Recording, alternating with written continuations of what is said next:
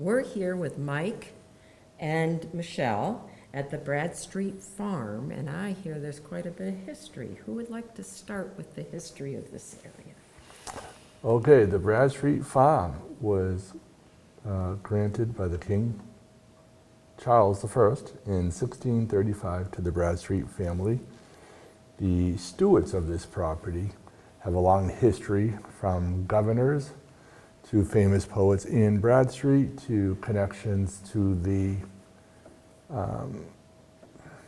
Salem witch trials. Oh. It goes back quite a ways. The last original owners were very kind and deeded this to conservation, and with the provision that a private person would operate and own the barns and the buildings and maintain it as a farm. And Michelle and I took on that endeavor about 2011 and so, and have restored this property to what you see it is today. And hopefully it'll last, another 300 years, well beyond where we are. You're not going to live 300? No, ma'am.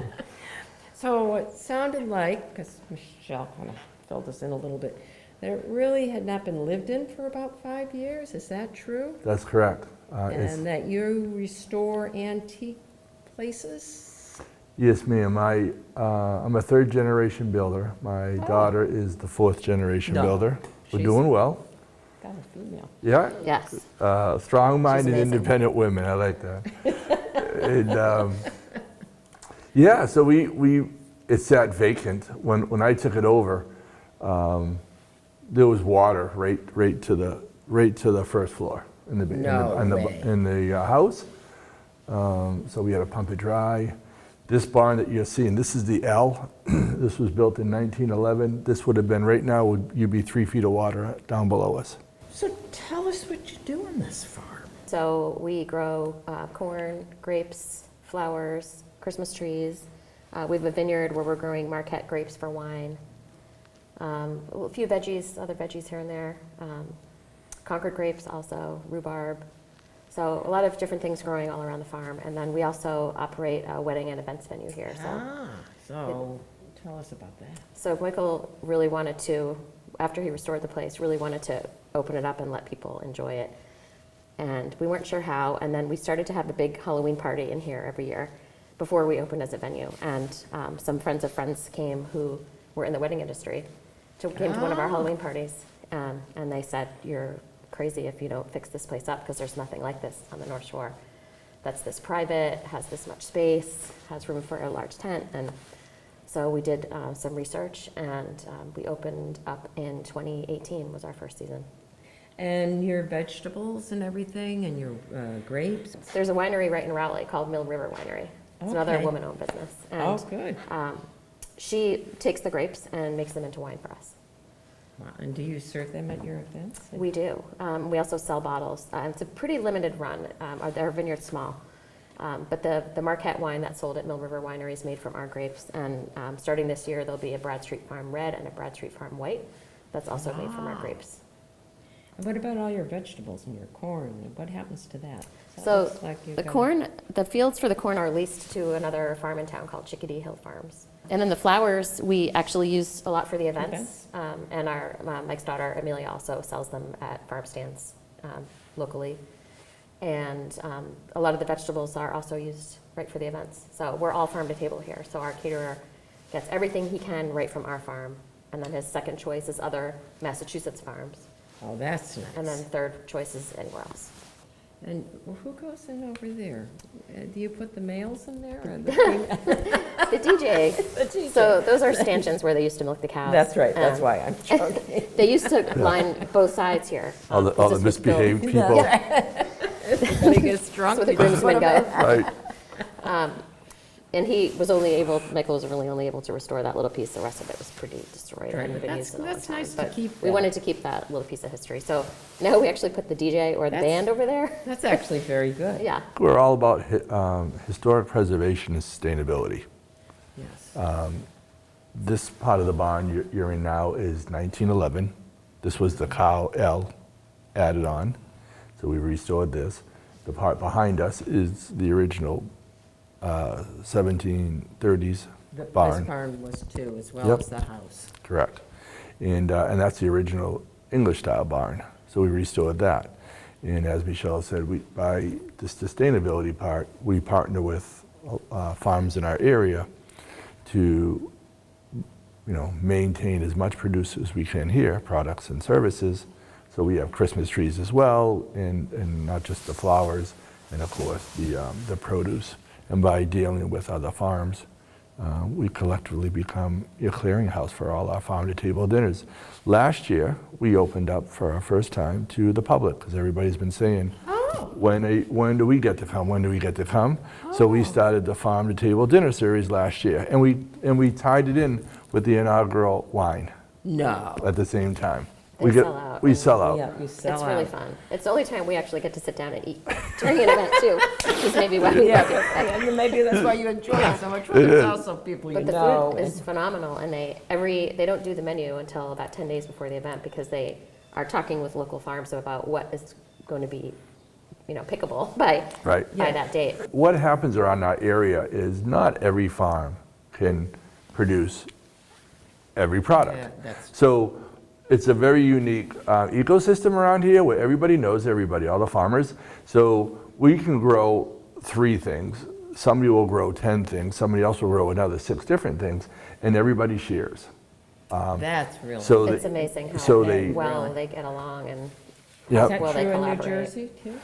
I wasn't a farmer there. She's a Jersey Shore girl. This August is our 5th anniversary. Very good. Yes, that's also exciting, but did you want to talk about the ghost? the Oh, my ghost. goodness, the Oh, we ghost. got ghosts. Oh, Now geez. Tell me about that. We only have nice ghosts. They're not like jump scare ghosts. Yeah. Okay, good. I bought the place, it was uninhabited for 5 years. Immediately opened it up, pumped out the basement, called an electrician, get some lights in. At the end of the first week, I came home to this property to see how the progress of the electricians was, and they were packing up and leaving. And I said, what's going on? They said, we've had it. We've been here a week working on your house.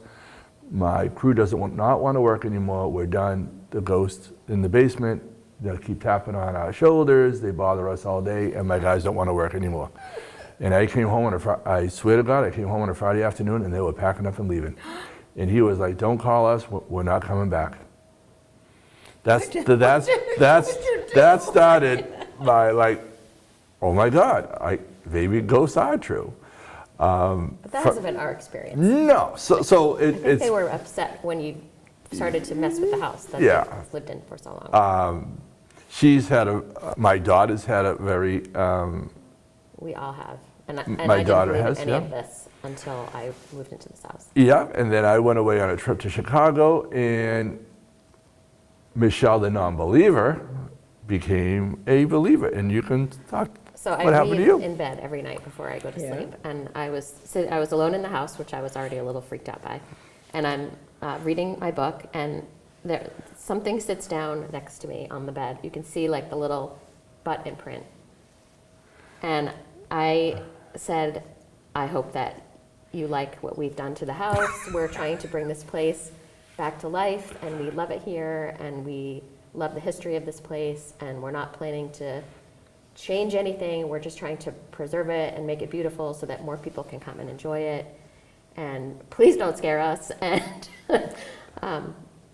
that was basically the gist of the conversation. And the butt just stayed there. And then after a few minutes, I went back to my book, and then I looked back, and it was gone. And Wow. that was probably the biggest experience. But multiple people who've stayed here have talked about seeing a woman in a long black dress in the barn, in the house, in the orchard, and they all kind of describe her the same way. And then one day, Really? two other grannies came up Oh, the driveway, which is not unusual. A lot of people come up and say, "Oh, I'm coming to a wedding here. I just wanted to see where it was." And I went outside, and they said, "Our grandmother lived here, and we grew up here playing in the fields and playing in the barn." And I said, "Come inside. I will show you what we've done to the house." And I showed them all around. and they came up to our den upstairs, and they said, this was our grandmother's room, and this is where she died. No And way. they said her name was Mary Smith, and so we think that Mary Smith might be our ghost. The fireplace room is in the middle of the house. It's not near a door, it's not near an outside wall, it's in the middle of the house. And I was sitting there watching a movie, and I have all the andiron tunes. Okay, And there's no fire. okay, It's there's no just, fire, okay. no fire, it's just the andiron tunes were there, and the tools were there, and I didn't light a fire because I was too lazy. And all of a sudden, they just started swinging. And they swung faster and faster and faster, to the point they were all clanging each other. I videoed the whole thing, all the tools clanging, clanging, swinging and clanging, and all of a sudden they went slower and slower and slower, and they finally stopped.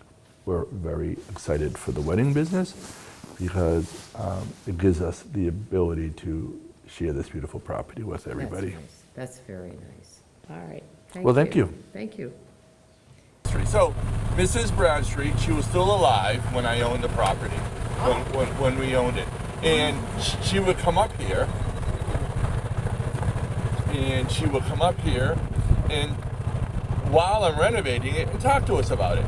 And her thing was, she did everything in trifectas. So there'd be fruit, produce, and flowers around every little area. And so we try to do the same thing. So what you see us as we restore our property is we use what we do in our daily lives as the artistry of the landscaping. So what you're looking at, these are the original apple trees. They're about 150 years old and over. Wow. So we got to get somebody to come in here and graft them so we can always keep the same seed. The reason why that's important, because that's the ungrafted tree, so it's the original apple from a tree, as opposed to what you eat is an apple that's been grafted and hybrided many times to give you the perfect shape and the perfect color. And do you get little apples? Or you get Oh yes, we restore these so we get lots of apples, and then we use on our landscaping component, we landscape with the trees that we grow here. We landscape with apple trees and pear trees and blueberry bushes. These are trumpet vines. It looks like a tree, but it's actually a vine because it's growing around a 4x4 piece of wood. And the importance of those is for hummingbirds. The hummingbirds live in these and nest. The reason why I put it here is I overlaid it over some of the produce and blueberries that Mrs. Bradstreet had here. So some of the plants were here originally, and I did it so I did not disturb her blueberry bushes. And this is where the asparagus was. And the asparagus here. Really? And that bush is her original bush. So everything on this side was all original. And so I designed this to sit right over all her original plants so I wouldn't have to disturb them. Wow. And then on this side, so we have flowers. This is all raspberries. Oh my goodness. And of course we have the trumpet vines, and we have the Christmas trees over here, the daylilies from her. She grew daylilies everywhere, and we would take them out and split them and split them and split them and split them. Horizontally, that's what you see as part of our grapes. Wow. And in a couple of months, they'll be all the way to the top. Right. Wow. So the rose bushes grow, and any drought, disease, bugs will attack the rose bush first, and it's a way of telling you, look out, because something's going to wrong. happen to your grapes. So you can save the vines. No see it. way. Yeah. I've never heard That's what we of learned that. out in Wow. And California. that's the history behind it.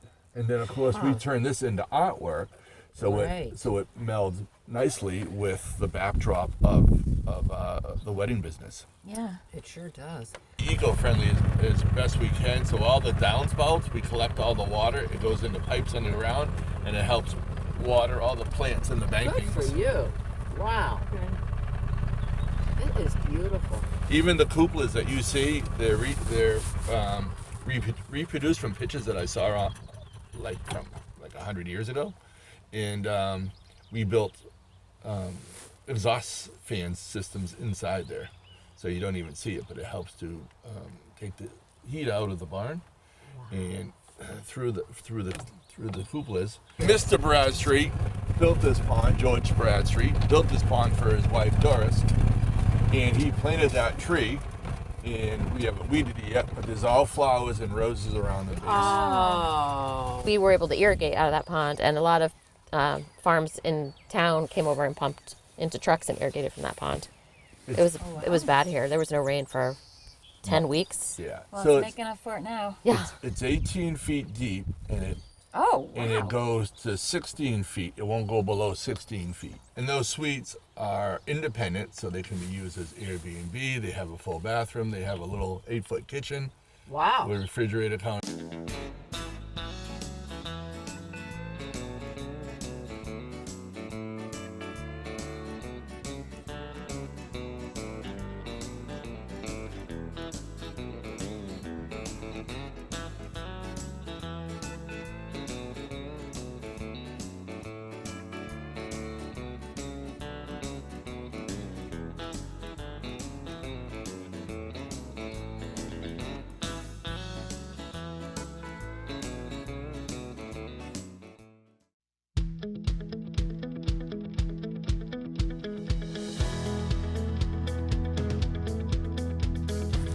You making new friends?